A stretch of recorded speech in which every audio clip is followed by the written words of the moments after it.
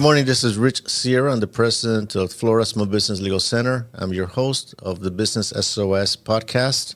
It's based on my book, Business SOS, 8 Common Legal Mistakes Business Owners Make and How to Avoid Them. It's available on Amazon, Barnes & Noble, and you can ask for it at your local bookstores. Today, this is episode number 26 of Business SOS. Very excited as we continue providing you some really, I believe, valuable content that as a business owner you will use, you can use in your business. In episode 21, a few weeks ago, I talked about the 7 common legal mistakes business owners make in litigation.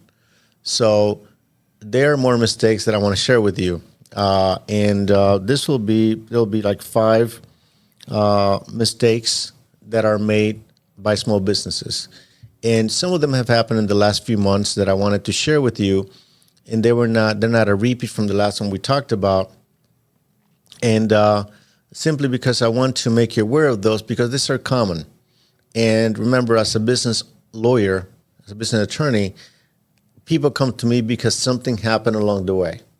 Something went wrong in a business transaction. And basically most cases, a dispute between business owners happened because an agreement was allegedly breached. Something went wrong in whatever agreement they made, whether it's with a vendor, with a partner. There was something wrong that went along the way, and that's why they come to me. So I can go through a lot of mistakes, but I'm trying to give you the most common ones simply because I want you to recognize them. I want you to recognize that what I call the yellow lights, like, you know what, something here is, I need to take a look at this further, or I need to find out more, perhaps call an attorney. So I wanted to at least share those with you so you don't have to run into these landmines as well. And it's less expensive if we learn lessons through others than going through those ourselves, and actually less painful. So let's get right into it. One of the things that people come to me often and ask me, I want you to review a lease agreement for me. I want you to review an NDA. I want you to read a financial disclosure document. We had, in a couple of episodes back, we talked about FDDs as well. And I'm happy to do it. I'm happy to review those documents, interpret them for you, and basically answer any questions. But when people come to me and there's a breach of contract or some type of issue, a mistake that I see very common is like, and it seems so simple, I said, do you have a copy of the contract, of the signed contract? And they said, no, I don't have it. Where is it? Well, it wasn't DocuSign, and then, because now we're doing things through electronic communication, and the link expired. Do you have a way of getting a copy of the contract? No, I don't have it. And then the people that signed the contract on the other side, they're nowhere to be found. So I guess, it seems intuitive that you want to have a copy of the signed contract. People sometimes forget. So, something that is a mistake to avoid, if you sign a contract, absolutely be certain that you have a copy of the signed contract. If you get the link from DocuSign, download it, put that PDF in a folder. Okay, if you want to print it out, that's fine. The point is, in order for you to enforce a written contract, it's helpful to us if we have the complete signed document, including any addendums or changes that have been along the way. So, a mistake to avoid, just get a signed copy of the signed contract. Again, seems common sense. Unfortunately, it's happened more than one occasion in the last few months that I needed to kind of bring it up. Because I talked to people about, you have a copy of the contract. No, I don't have it. I have a draft. A draft is it's very difficult to enforce a draft. So just give me the contract. Number 2, I also get comments after the fact, when, especially for example, lease agreements. There's a dispute with the landlord. This happened a few months ago. The tenant was about to leave. They now want to renew the lease, or had an option to renew the lease. But the landlord asked them to replace the air conditioning as a condition to renew the lease because the air conditioning was having problems. It was not working. So the client came to me and asked me, hey, am I responsible for this? And I said, well, what does the lease say? I said, I don't know. I didn't read it. Okay, so I guess number two, you got to read every document that you sign. When we read documents as attorneys, we read it for a number of things, see like what the terms are, but also the legal significance, whether it's a legally binding document. I can tell you right now that if you have a lease agreement, it was drafted by an attorney for the most part, with some exceptions, depending on the terms, it will be a legally binding document. Even if the terms are not good terms, okay, it'll be a legally binding document. So that in and of itself is not a reason to, not to read the document. So my lawyer read it, he said it was fine, but you don't know what fine meant. Fine meant like, yeah, it looks good. You have all the components, you sign it, you're bound by it, their obligations are set, the terms are clear. But if the deal is not good for you, it doesn't mean the document can still be fine, but it doesn't mean that it's a good deal for you. So you have to understand what you're signing. And you have to read your own documents. We can do so much for you, but reading it for you in and of itself, if you don't know what questions you have, we have no idea what you're looking for. We'll read it for you and point out some things, but you're responsible as a business owner to read your own documents that you sign. So read your documents, highlight sections that you do not understand, write questions down, and then contact your attorney and say, I read this document, I have the following questions. Now we can have a more productive conversation because not only I'll be able to answer your questions, but I'm going to be able to point out some things that perhaps you were not aware of. But it is your responsibility to read the document. Very, very important. And also, another point that I want to make regarding contracts, which will be mistake number 3, sometimes contracts are signed, and this is an example of a lease agreements that are signed, and then because of something happened along the way, whether a business slowdown or whether there's a relationship with the landlord, in this case, there's modifications to the contract that the landlord says, you know what, something happened, I'm doing, I'm repairing the parking lot, and you had a slowdown in sales, so I'm going to charge you half rent this month. Just give me the half rent. There's nothing in writing. In fact, I'm going to do it for 3 months. I'm going to basically, next 3 months, just give me half. We're good. And it's basically a one-on-one, and you're like, okay, fine, I'll give you half rent, and not a problem. Okay? And that continues for a while, but there was nothing in writing. In a lease agreement, modifications must be done in writing. That's critical. So if you're going to have an agreement that is a written agreement, and in fact, in many contracts, you have clauses that say that this agreement shall only be modified if it's in writing signed by both parties.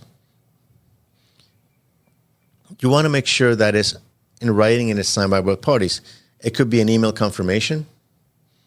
It could be, preferably, if it's a document that has a written document, ink document, or electronic document, you want to basically memorialize that it said, just to confirm, this agreement shall be modified as follow.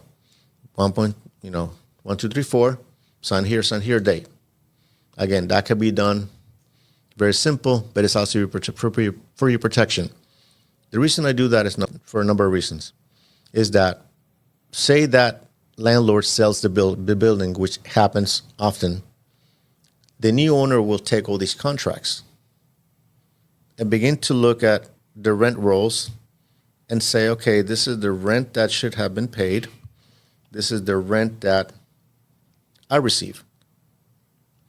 And there's a discrepancy. And You say, what happened here? No, I told him to pay half. I said, well, that's not, do you have any writing about this? No. Guess what? The new owner sends your bill for whatever you didn't pay before. And if you don't have it in writing, it's going to be difficult. There are defenses to that issue in terms of estoppel, but for your protection, any type of written agreement that you have that is modified, and I can't impress this enough, you have to request a written amendment to the agreement. Do not settle for a verbal confirmation. Do not settle for an email, although email can be construed as an amendment. And there are other issues with that. But the point is, whatever, if you have a written document that requires modification, get it in writing and continue insisting for that until it is done. Again, it's for your protection.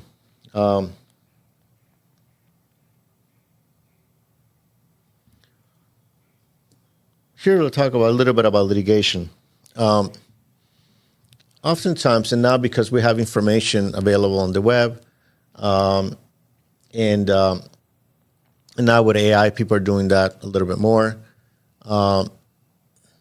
And there are friends that want to help.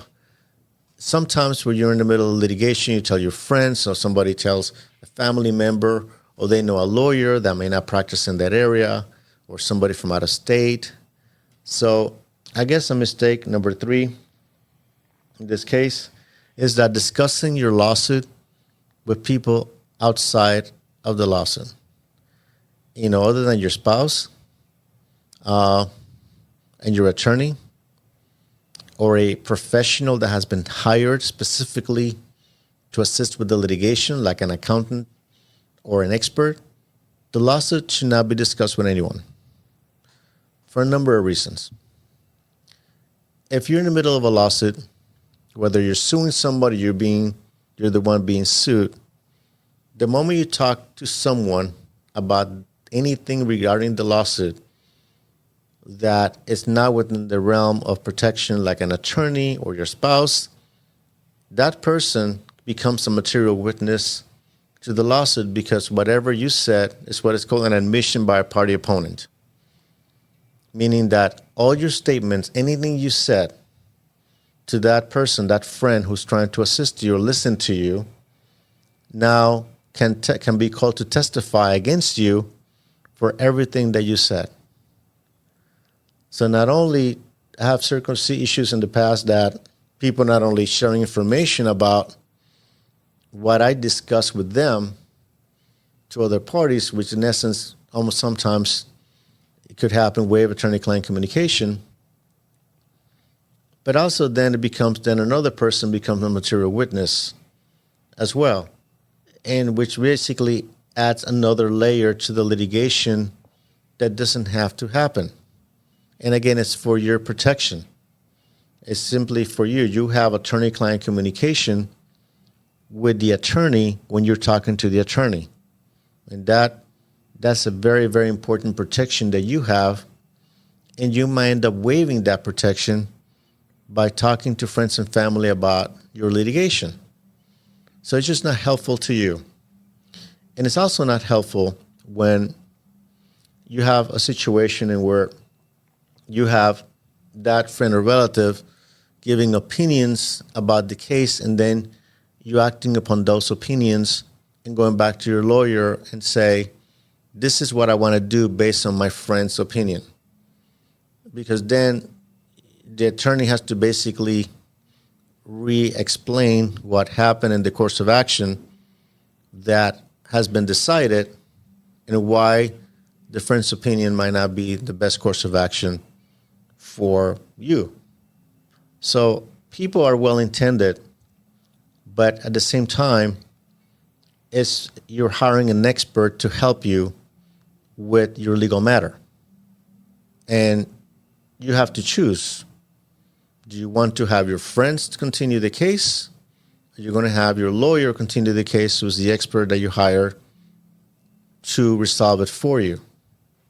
So my opinion here is that if you hire somebody to help you, have an attorney to help you with your legal matter, that attorney is the one who you have to discuss anything with, And if you want to bring anything issues regarding anybody's told you what you read on the web, that's fine.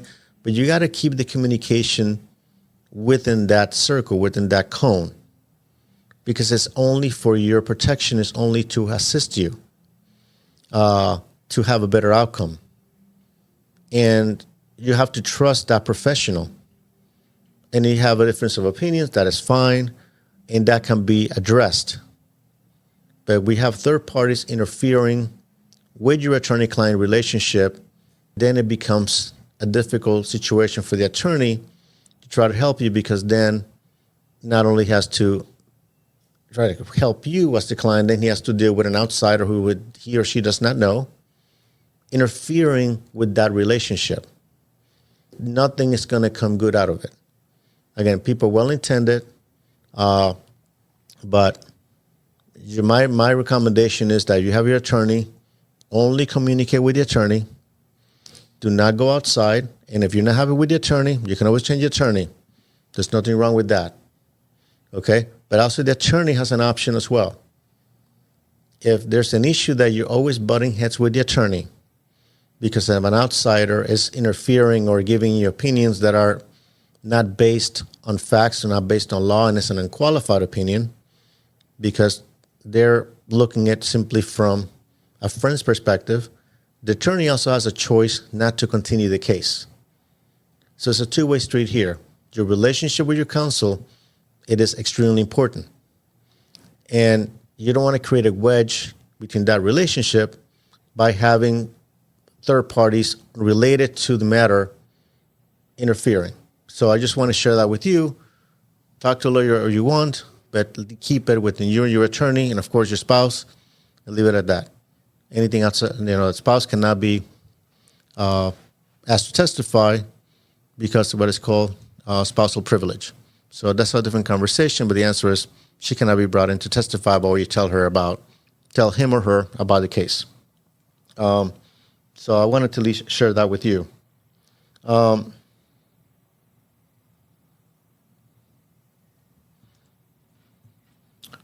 And following that same line in terms of sharing it with third parties, sharing anything regarding the lawsuit with third parties. Sometimes we as attorneys negotiate, especially business lawyers. We're spending most of our time negotiating, and we're very good at this.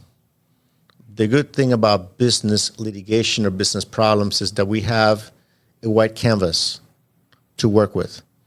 We can be very creative in how to come up with solutions. It's not, there are different ways of solving a business problem. Sometimes it's money, sometimes it's an accommodation, sometimes there are different ways of doing it. So creativity comes into play here, but also communication with the opposing party, the opposing counsel on the various terms. And then sometimes it takes a number of conversations. It's not a very, linear type of communication. Sometimes it requires we agree on a certain portion of it, and then we begin to work in those areas that there seem to be disagreement and try to figure out a way to get past those, and then we continue working on those. In my experience, crafting a negotiated settlement sometimes is harder than litigating. And I'll tell you why. Because litigation is more, you have discovery, you have depositions, you have your trial. It seems to have a schedule. And you got to be creative in terms of presenting your evidence, but you have a kind of a set format. And it's combative. It's I'm going to prove my case against you, vice versa. I'm going to find the mistakes you make. I'm going to take advantage of those mistakes. It is basically some strategy, some tactics, and gamesmanship, the way it works. When you're dealing with a negotiated settlement, we're trying to negotiate a solution, you need to use a lot of creativity, a lot of diplomacy, a lot of finesse, and also credibility. So sometimes when it is important to know that as attorneys, our credibility is key, especially with our clients and also with opposing counsel. opposing counsel is a professional. We're adversaries regarding the case. We're not enemies. In my experience, cases settle faster and more efficiently when the opposing attorneys have a cordial and professional relationship. We're members of the bar, we're professionals, and we will do our job ethically and professionally. But at the same time, it is important that, in my case, when I tell opposing counsel, we will agree to A, B, C, and D. This is what we're going to do. And opposing counsel relies upon that representation after everything has been said. And then we go the next morning and tell them, we're not going to do that. We change our minds. From that point forward, the credibility of you, the client, and the attorney has been damaged. Simply because at that point, the opposing counsel will say, I'm not sure if I can believe in you again. Now, there's reasons to change your mind, but you explained the reason the mind was changed is because we got new information and because this happened, or et cetera, et cetera. That is fine. But it's important to know when to maintain that credibility is essential to have a proper negotiated settlement. So negotiation is part of art, part of science. It's not a clear-cut, discipline. And there are many books on negotiation, and maybe I'll bring a negotiation expert here at some point.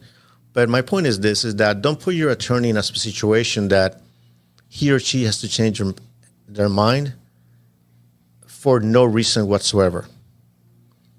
Simply because then it's going to be difficult for the other side to believe you. And it goes both ways. If an attorney tells me they're going to do something, or I can rely upon their representation for something, and I rely upon that, and they all of a sudden they do something completely different than was said to me on that representation, I already know that it's going to be difficult for me to trust that attorney or trust that party going forward, simply because they did not follow through in what we discussed beforehand.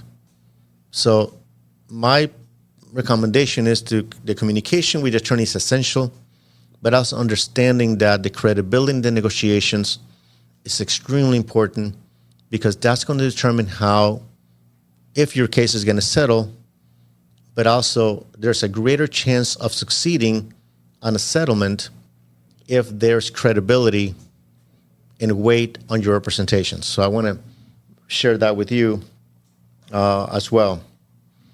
The last point I want to make is that on settlement agreements, sometimes people, unfortunately, and the point is this, do not enter into a settlement agreement that you're not most likely certain that you're going to fulfill. And this is important, because when you settle a case, you settle a dispute, everything that happened in the past gets merged into that document. So whatever dispute you had before, it goes away. No matter what breach was, no matter what damages, everything goes away. So everything goes merged into that particular document. So whether it's you're going to be paying money, whether, in this case, say, for example, you have a payment plan for any type of monetary settlement, whether it's obligations you got to meet, whether it's a non-disclosure, whether it's non-disparagement, whatever the terms are, you have to make sure that, going back to my first mistake, you got to read the document thoroughly. Number two, you have to understand it. If you do not understand it, ask your attorney, hey, explain this to me, and do not sign it if you do not understand it.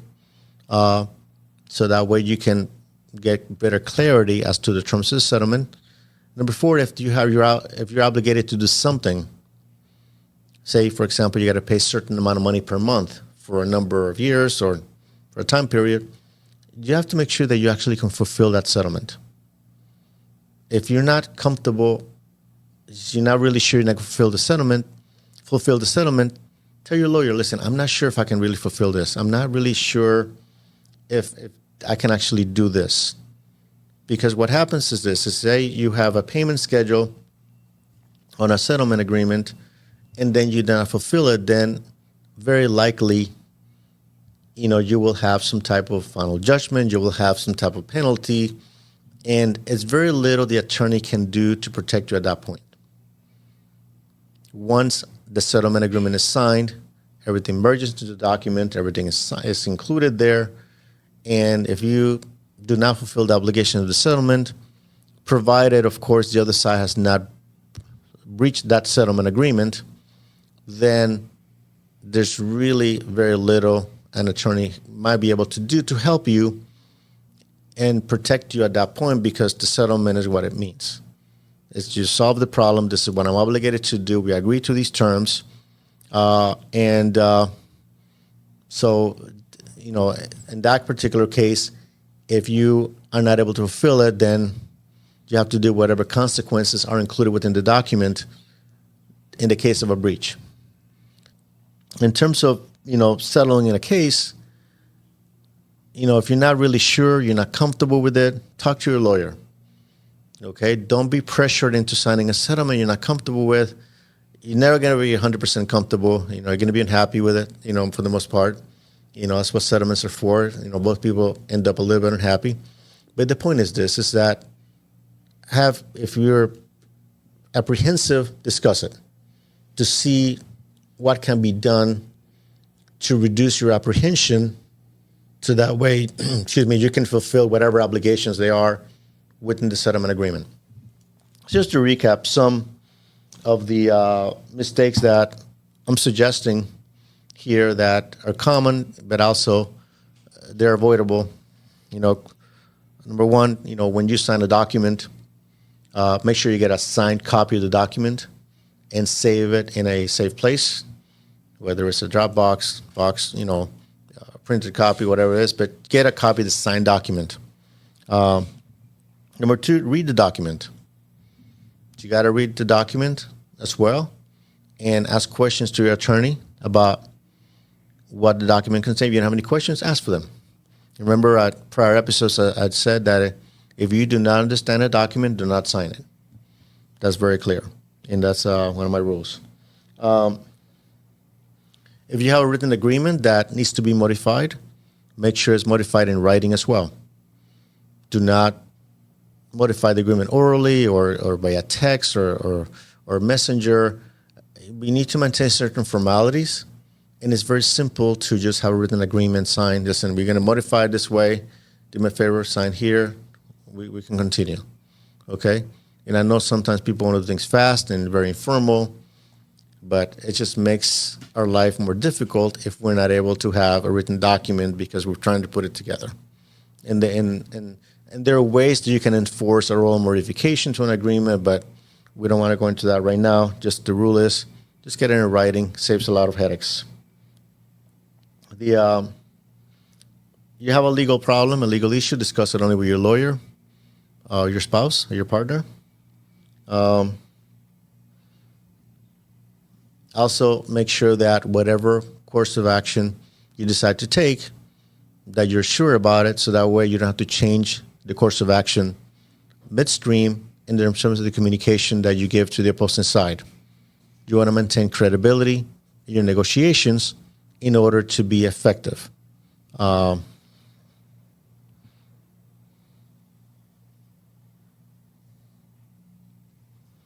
The last but not least, obviously, is when you enter settlement agreements, they should be in writing, of course, but also make sure that whatever terms you have agreed upon, you can fulfill to avoid any potential issues of violation of a breach of a settlement agreement, which makes it difficult to defend later on with some exceptions. But whatever terms that you have agreed upon, make sure you can fulfill them, so that way you can complete that legal process and you can move on, and that chapter of the legal issue has been closed. So I want to leave you with that today. I think this is an important topic because it goes and ties into the book, Common Legal Mistakes. And my goal here is to share with you some thoughts that as a business owner, you're facing challenges every day. I mean, there's not a day you don't have a challenge. If through this podcast you recognize or identify something that may come up, then, I've done what I wanted to do. We should share those thoughts with you as well. If you have any questions, if you'd like me to discuss any legal question that you may have, a legal issue in your business, please send me an email at richsierra.com. And if I select your question or discuss your issue here in the podcast, I'll send you a free copy of my book, Business SOS, 8 Common Legal Mistakes Business Owners Make and How to Avoid Them. If you want to learn more about our legal services, our website is floridasmallbusinesslegalcenter.com. We're in Facebook at FSB Legal. If you'd like to watch the video of this podcast, we're on youtube.com/@RichardSierra. We're on X at Rich_Sierra. Instagram at FSB Legal. Make sure you follow us. You can call us at 866-842-5202. Remember that Business SOS, 8 Common Legal Mistakes Business Owners Make and How to Avoid Them. It's available on Amazon, Barnes & Noble, and you can ask for it at your local bookstores as well. Remember to follow this podcast. Give us a review if you liked the podcast. Hope you did. And I appreciate you listening to me. We're on Apple Podcasts, Spotify, wherever you enjoy your shows. Remember that this is Rich Sierra, president of the Florida Small Business Legal Center. Remember that my goal is to help you succeed.